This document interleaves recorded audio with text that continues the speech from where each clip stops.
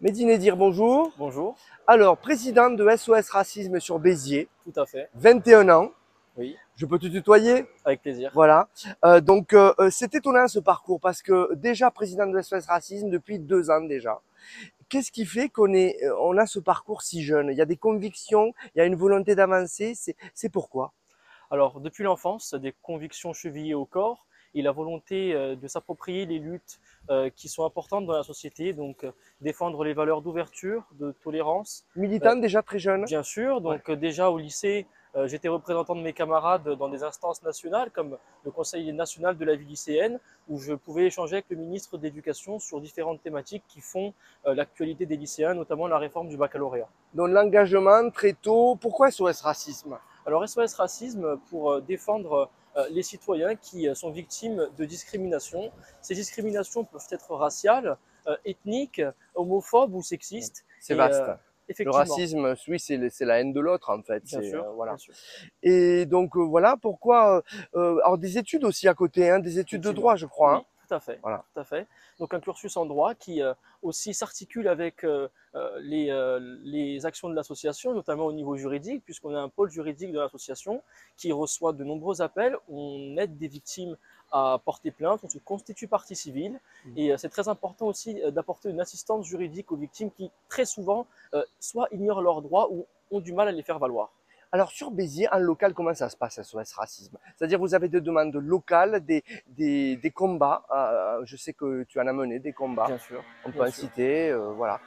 Quelle est l'actualité c'est dur à dire ça, mais l'actualité du racisme à Béziers, c'est malheureux à dire. Mais... Alors, elle est fournie. Donc, bien heureusement et malheureusement aussi, le racisme n'est pas un problème spécifique à Béziers. Oui, Le souci qui se pose, c'est que c'est une problématique globale, nationale. mais il faut être Euh, implanté partout Bien SOS sûr, Racisme. et la force de l'association, c'est qu'on est implanté dans tous les territoires. On a un mariage territorial qui effectivement est très fort en France. Et donc, on est à Béziers pour offrir tous les services de l'association. Et je pense que dans le contexte biterrois qui est le nôtre, l'association est non seulement bienvenue, mais très utile. Il faut être vigilant au quotidien de toutes les déclarations qui peuvent être faites, parce que toutes les personnes en charge des pouvoirs publics ont cette responsabilité d'avoir un discours qui est écouté et qui est suivi souvent. Bien sûr, bien sûr. Et il appartient aux personnalités politiques aussi de véhiculer les valeurs de la République. Parce que quand on se positionne très clairement contre une minorité de la population, quand on a des appels ou une idéologie qui porte atteinte directement à une frange de la population, on est dans le racisme, on est dans la discrimination et la marginalisation d'une partie des individus de la commune ou du territoire. Et c'est très important effectivement que les responsables politiques de tous bords qu'ils soient, et surtout d'extrême droite, on ne va pas se le cacher, prennent en compte ce fléau et portent la responsabilité qui est la leur de véhiculer les valeurs de la République. Donc votre rôle, alors je vais employer une expression courante, mais c'est de les attendre au tournant un peu, c'est-à-dire d'être vigilant à tout ce qui peut déraper.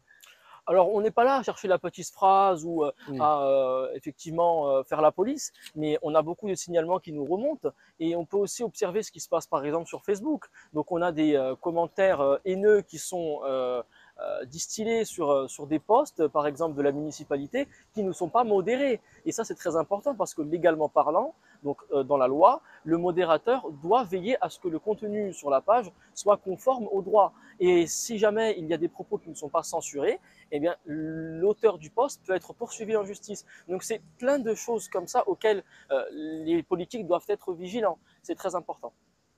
Alors, tu avais envie aussi de réagir, Mehdi, sur l'actualité, Oui, l'avortement, cette question de l'avortement aux États-Unis, une régression, une véritable régression. bien Euh, évidemment. comment tu réagis?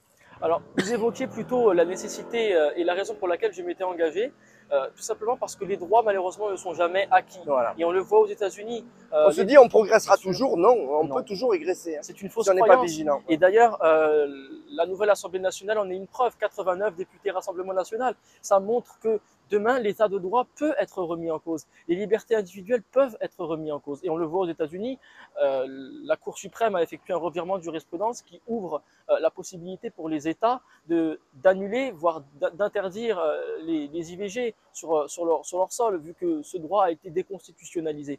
Donc c'est une véritable nécessité que d'être vigilant et de s'engager pour que les valeurs qui véritablement sont structurantes et fondent la République puissent continuer à s'appliquer. Et je le dis, c'est la liberté, l'égalité, la fraternité et la laïcité. Et tout ça, ça passe nécessairement par aussi des responsables politiques qui font attention à leurs déclarations, bien évidemment. Alors justement, des responsables politiques qui font attention à leurs déclarations, ça me fait passer à Marine Le Pen ces derniers temps, qui a fait très attention et qui a policé son discours. Est-ce que pour autant, votre avis sur le Rassemblement national change à SOS Racisme? Écoutez, je pense que à SOS Racisme, bien que le Front National s'appelle maintenant le Rassemblement National ou demain je ne sais quel nom, on n'oublie pas que c'est le parti dont l'ancien président avait prononcé que les chambres à gaz étaient un point de détail de la Seconde Guerre mondiale. Donc, si vous Mais voulez, si ces dérapages n'existent plus, Mehdi, est-ce que pour autant ton avis sur ce parti change?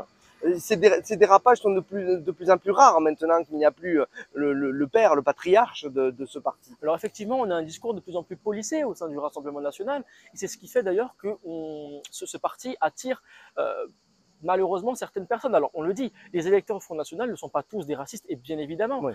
certains malheureusement n'ont pas conscience du dénominateur commun au sein de ce parti qui est la haine et le rejet de l'autre. Parce que ce qui véritablement fédère les gens au sein de l'extrême droite, ce n'est pas autre chose que la xénophobie et la nostalgie et le passéisme. Et c'est justement ce Ah, ça fédère. Tu bat. vas jusque-là de dire que ça fédère. Bien sûr que Voilà. ça fédère. Parce que c'est le socle en fait. bien sûr, c'est le socle de ce qui les maintient en mouvement.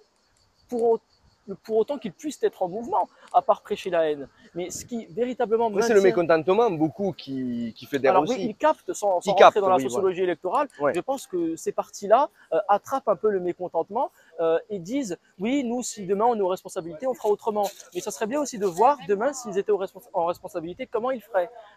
Je pense que c'est un petit peu de la poudre de perlimpinpin, pour reprendre Et ça, c'est l'expression. difficile de le savoir. Alors, beaucoup le disent, c'est difficile de savoir tant qu'on leur a pas donné les clés. Mais c'est le risque à prendre. À mon sens, Tout est là. je pense qu'il ne vaut mieux pas les voir au pouvoir quand on voit ce que Bolsonaro peut faire au Brésil, Trump a pu faire aux États-Unis, on en voit encore les effets avec la Cour suprême, des juges qui ont pu être nommés par le président Trump, ou encore malheureusement en Ukraine avec Vladimir Poutine. Donc ces personnalités d'extrême droite sulfureuses sont dangereuses pour la démocratie, sont néfastes pour le bien commun, et je pense réellement que le combat à mener, il est politique, il est idéologique et il est militant.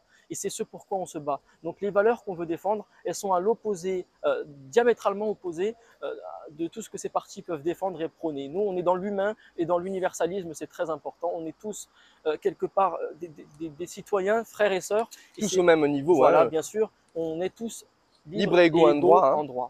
Voilà. Merci beaucoup, Mehdi. Merci beaucoup de l'interview.